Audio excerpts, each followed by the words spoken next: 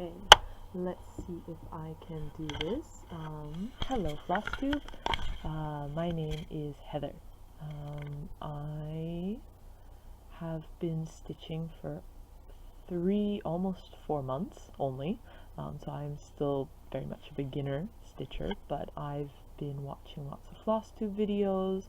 I'm really enjoying this, so I thought I might join the Flosstube community. It's my first time making a video of any kind, so I'm a little bit nervous. My husband is also sitting next to me.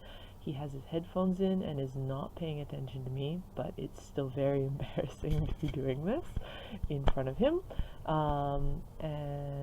I'll give it a shot. So like I said, my name is Heather. I'm 25 years old. I think I said both of those already. I live in Japan. I'm originally from Seattle, Washington. I was born and raised there, but I moved to Japan when I was 21, right after I graduated college, and I've been living here ever since. So this is my 5th year living here, and almost my 5th year married as well. I met my husband when I was 16. I was an exchange student here in Japan, and yes, so we got married when I was 21, he was 20. But anyways, I've been cross-stitching for 3-4 months now.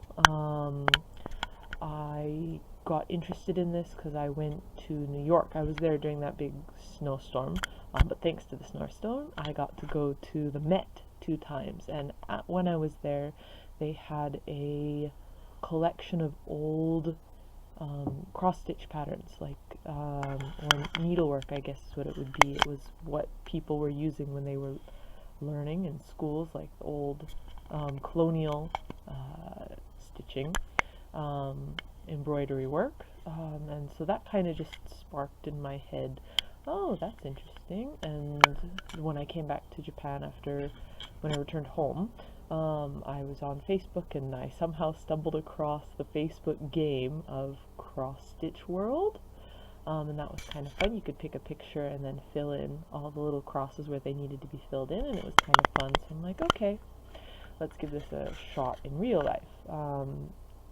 So I went to the Japanese dollar store called Daiso, and they sell thread there. It's kind of cheap. It's not like DMC. They sold needles, needle threaders, pins, a hoop. They sell fabric there, linen only, not Aida or anything like that. But yeah, I went and bought a bunch of stuff, all the things that I needed to get started there, and I started stitching, and now I am obsessed. So I am a serial hobby starter. I rotate through hobbies every 2 months, roughly.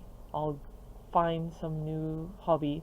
I will pour all my energy into it to learn everything I possibly can about how to do it and what I need to do it, and I'll spend tons of money trying to get all the supplies to do everything, and then I eventually get bored with it, and after 2 months I'll move on to the next obsession.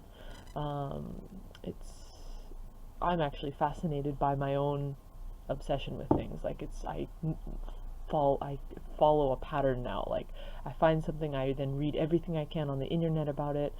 I then go to the library and find what I can in Japanese on such things. I buy everything I possibly can for as cheap as I can. I try and make little things, and then I eventually get bored because I'm not as perfect as I want to be. But cross stitch has stuck through to the 4th month now, so I'm hoping I can keep sticking with it because it's really fun. It's a combination of all my previous hobbies kind of mixed into one. So most recently was coloring books. I was doing map making, if you can believe that. I'm a writer. I do NaNoWriMo National Novel Writing Month every November. And I've done knitting and crocheting. I can't stick with that for more than 2 weeks. This time last year I was obsessed with gardening, but through gardening I found I have a terrible phobia of flying insects, and bees over here are huge. Like, if you think of a hornet, triple the size. That's what normal hornets are over here. Those are terrifying, and they live in my garden. So, no thank you. I did Zantangles, and I know how to dye fabrics. One of the things on my wall, if you can see everything up here, let's see, is my wall of collection of stuff. This thing up here. This is a Japanese style dyeing method called katazome. It means shape and dyeing. So you cut out all the white here I'm supposed to cut out, and then you push a resist through it onto the fabric, and then the leftover spaces are then in turn dyed, and you have a repeating pattern, and it can just go over and over again, and that's how some kimono patterns are made. So I studied that for a couple of months, and I've done resin charms. I'm obsessed with reading, so every 2 months it changed, but cross stitch has stuck with it for quite a bit.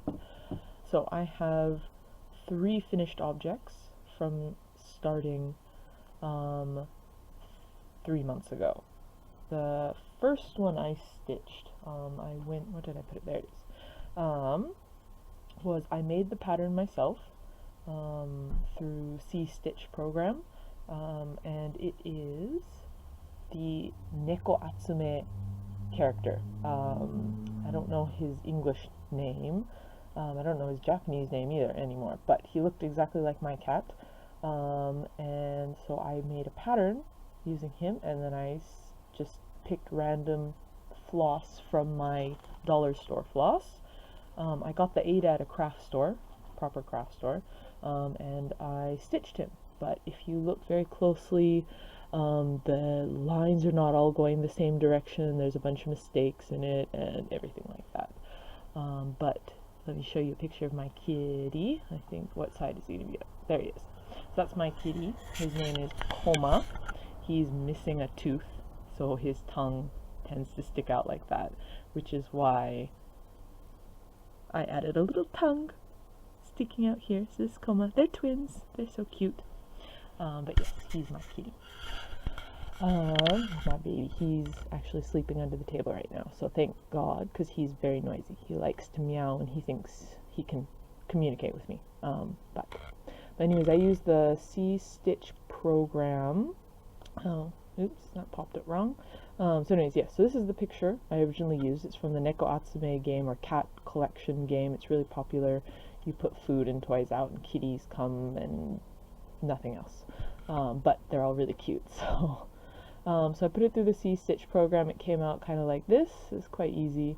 I changed the eye color to green to match my cat. I added a little tongue here. So it's really, really cool, cute, tiny. And then what the C-Stitch program gave me colors, but I kind of ignored that because I'm not using DMC, and it ended up looking like that. So if anyone wants a copy of the pattern, you can change the colors pretty easily. I'm willing to give it to you. I just popped it through C-Stitch program, but if anyone wants it, you're welcome to it. Yes. So that was my first project ever and my first finish. But as you can see, I did not do anything with it, and while I was stitching, I trimmed this corner for some reason. I don't know why. But I'm trying to decide what I want to do with it. I was thinking maybe I could turn it into a little pillow, or I was going to wrap it around corkboard and then put glue felt to the back and then like hang it on the wall or something. But any recommendations as to what I should do with this would be very appreciated. So please let me know. The second project finished is the only one I've framed out of the 3 projects that I've finished. Is a gift from my mother. It looks like this. Let's see if I can get rid of the glare. You can sort of see it. But anyways, it's a free pattern from Craftsy website called Happy Camper. I changed a bunch of colors because I was also using the dollar store floss for this as well. and it's a gift for my mom because she and her boyfriend, they purchased an RV car last year, and since Seattle Seahawks, yay, go Seahawks, although I'm not a football fan, she had it painted the Seahawks colors. So I thought this was really cute for her. I made it. I'm gonna try and get it to her before Mother's Day. She already knows it's coming, but I have to ship it from Japan, and that takes a couple weeks. But this is my cute little pattern. I did a nice little lime green and a dark blue, and then 4 different shades of green for the different trees. The original pattern actually had the coloring in slowly fading shades of green so that it looked like the trees were getting further and further away, but I only had 4 colors of green in the first place, so I just did what I could. But that was my second finished, and it's framed. I framed it myself. I went and got cheap backing board, wrapped it around, and taped it down. I didn't do the lacing at the back. I don't know how to do that, and I don't think I could ever do that. But yes, that's my second finish. Yay! Oh, and both of these projects are on 14 count Aida, but when I started stitching, I looked up, people were doing 2/1 or things like that. So I thought that meant take two pieces of thread from the 6, and slip one end through the needle and then fold it in half, and that was how you sewed. But now I know, of course, that means 4/1. So both of these are stitched with 4/1. So this one, all the lines are going every which way. They're not all in the same pattern, and it's not too noticeable. But this one, I actually got everything, all the lines to start going the same way, so that looks a bit nicer. But I've got lines where you can see where I went up and down or left to right. So this was my learning experience for this one. It's a little bit noticeable, but not too bad. My third project I found was an Ursula Michael. You can I can't remember the website I got it, but they had a download version of it for $6, I think, because I can't order patterns. Patterns are insanely expensive over here. Things that would be like an $8 Lizzie Kate pattern would be at least $20 over here if you wanted to buy it. So that's crazy. So I try to buy PDF versions. But yes, so I was on the cross stitch Reddit or the cross stitch subreddit, and there were about 3 other people doing the Let's Do Tea pattern. And I'm obsessed with tea. I will drink anything. My favorite tea right now is, it's called Earl's Garden. It's from David's Tea in Canada. But anyways, this was my Let's Do Tea by Ursula Michael. I also did this on the 14 count, but I did it properly with 2 strands instead. So I was able to learn to do the loop method with this, and it's pure backstitch. So Ursula Michael patterns will either make you love backstitch, like it did with me. I love backstitch. I really enjoy it. Or it'll make you hate it, because it's just the same thing over and over again. But that's what cross stitch is, anyways. But I didn't really do the full backstitch. If you look at my back, you can see it's kind of dotted like that. So I kind of did, I don't know the name of it. It was kind of go forward 1 and then go backward 1 and then go back up where I went and then go forward 1. So I kind of did in and out, in and out, in and out like that, and that kind of made it go a little bit faster. And if I ever forgot if I was going forward or backwards, I just do backwards, and it worked. What this made me hate, however, was doing half stitches on Aida. No, never again. Never again. No, thank you. But so like these little filled in places, like I Heart Tea or the cup or Earl Grey down there, they've got a ton of half stitches in there. So I don't recommend doing Ursula Michael on Aida. It's really hard. unless you use a pointed needle, which I didn't. So, yes, but so this, I'm going to frame this hopefully, but I realized I left the edges a little bit thin, so I'm hoping I can frame this somehow. Otherwise, I don't know what else I could do with this. I could maybe make it into a wall hanging. That would look pretty. Let's see, so those are my 3 finishes in the 3 months that I've done. My next thing that I did was from, I don't know where my magazine went. I wanted to show that, but I don't know where it is. I have my working copy, but not the magazine. It's from Cross Country Stitching. The 1994 April issue is called Herbal Tea Garden. Before I show it to you, I stitch mostly on the train. On my commute to work and from work is about an hour and a half each way, sitting on a train. So I have a little bag, it's a paper bag, so I switch bags once a month. And this is what, so I've got my hoop. This is what it looks like when I'm stitching. I've got it folded up on the edges here. I have it clamped. I have the pattern clamped on here, and then I'm stitching in about this area. I have all my needles on a little piece of felt. Normally it's rolled up. I'm going to put a piece of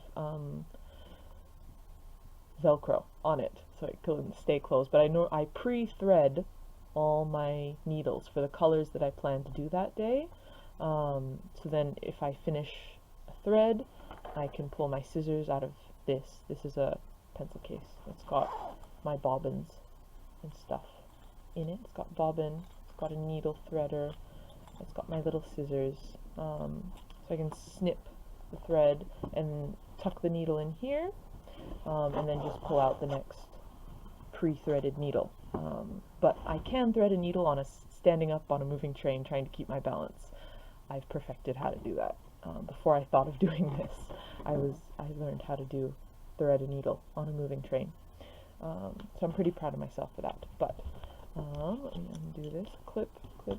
So when I'm stitching, if I need to get off the train to transfer, I can just stick it in the bag, and then when I get on the next train, I just pull it out and keep going.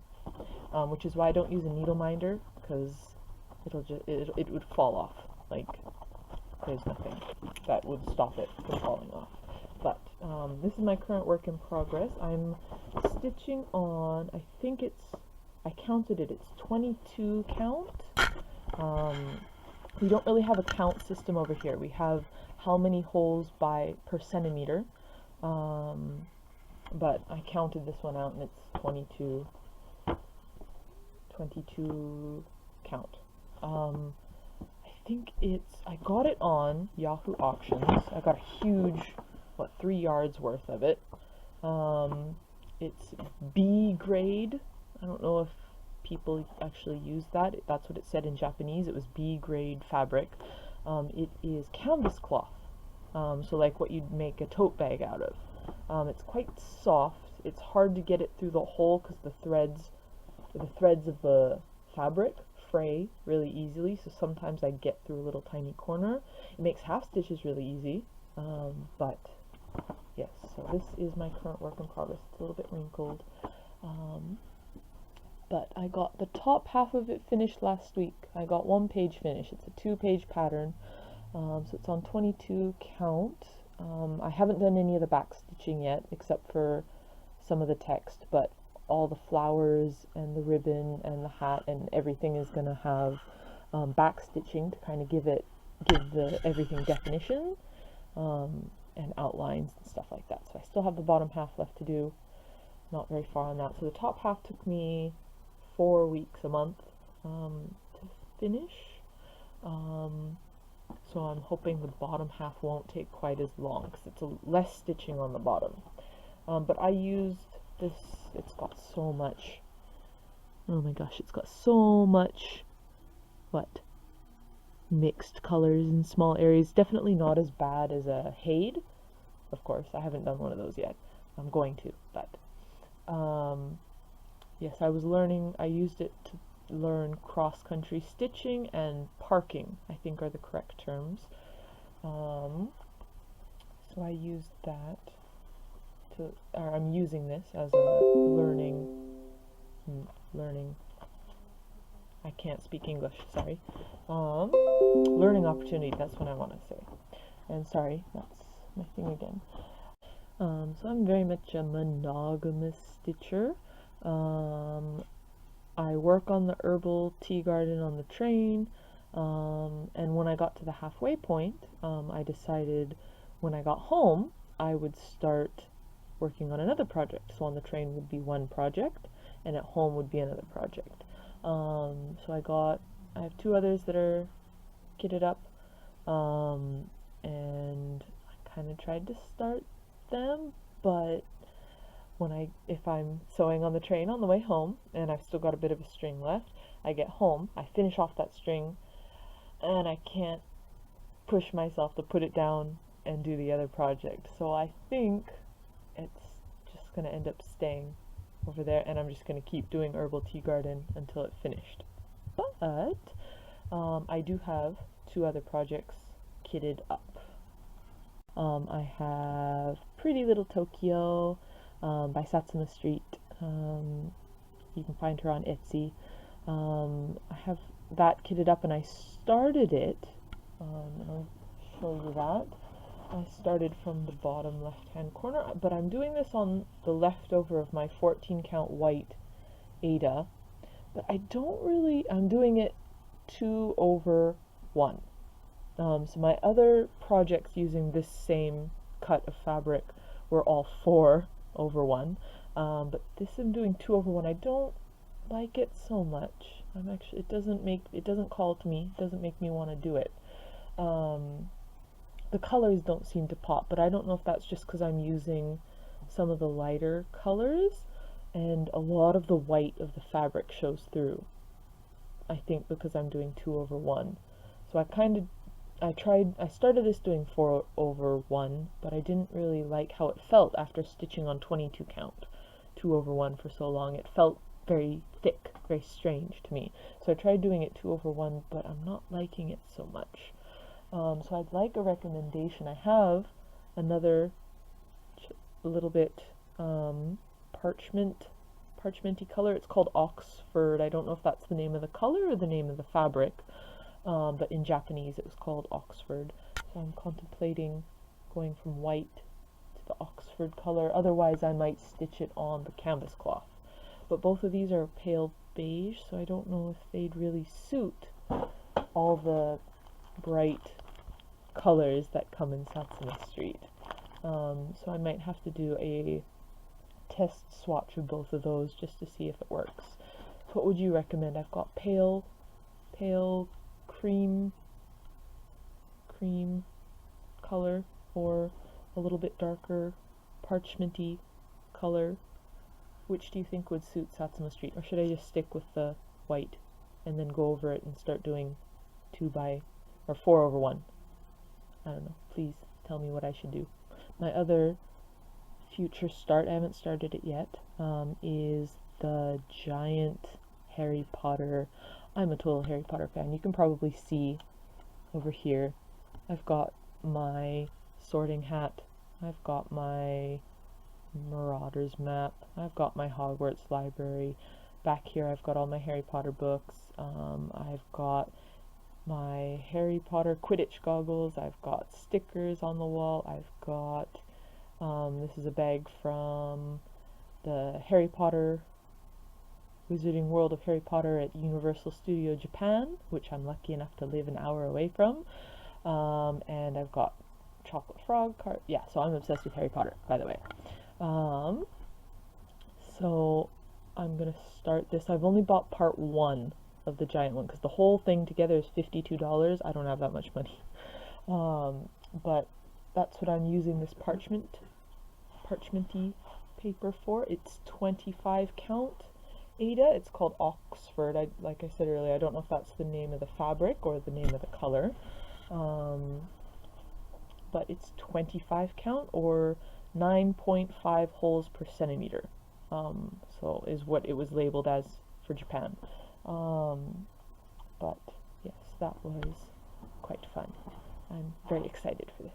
So anyways, I'm gonna stop here for now just because I've hit the 26-minute mark, and I might just make another video of what my stash, my minuscule stash looks like, my recent